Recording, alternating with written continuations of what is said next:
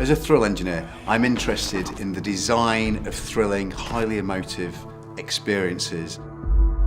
Professor Brendan Walker and his team from top British universities have spent over a decade investigating how emotions can affect our bodies and looking for physical ways to measure them. Part of my job is trying to work out why people are excited by something, why people are scared by things. We're developing a measure called the fear factor, which is going to enable us to assess different fearful situations.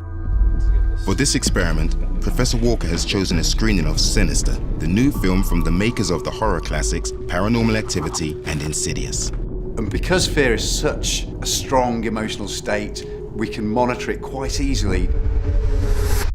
The first thing Paul's going to fit you with are these heart rate sensors. I cope with scares quite badly. I think I'll have quite a high fear factor. Now we know when you become scared, your heart rate goes up. I'm not a big fan of horror films, but I've not seen many.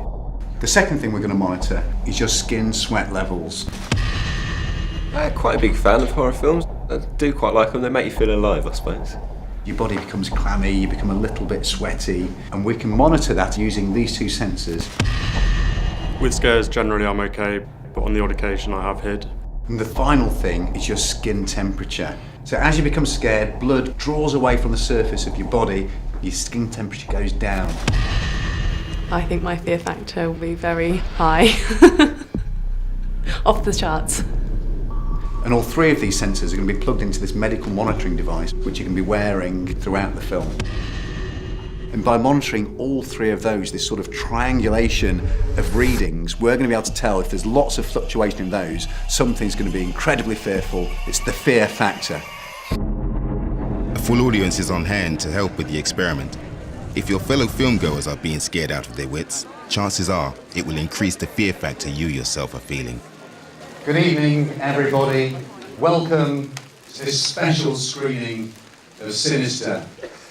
Tonight, we're going to be conducting an experiment into fear.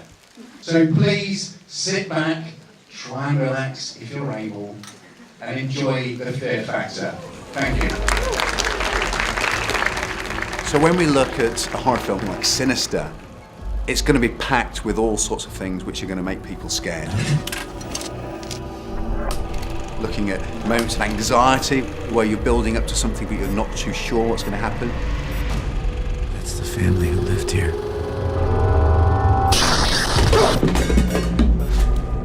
Do you think these are serial murders? First one I found dates back to the 60s. There are going to be moments of shock, where something jangles your nerves. And horror, looking at things to do with the supernatural, which we're all programmed to be quite scared about.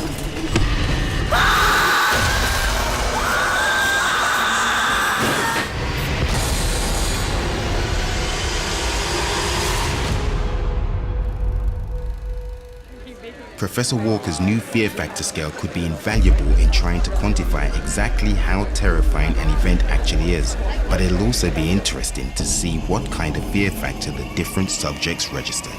So in trying to determine your individual fear factors, we've got some preliminary results from our data analysis.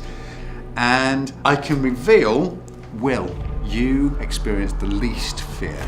With a resting heart rate of mid-60s, you got several peaks at around 110. And a second was Sam.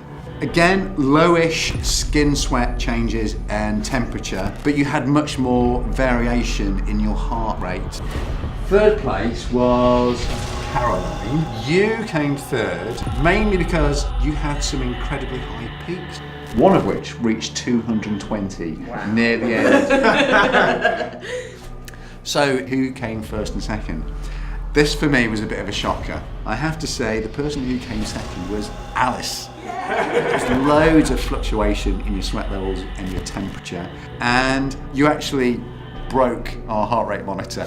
It kind of went off the scale. We're trying to work out why that was, but you had an incredibly intense experience.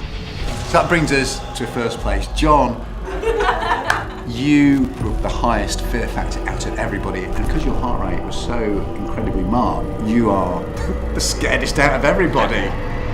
Fear has always been with us, and it's an emotion we love to feel.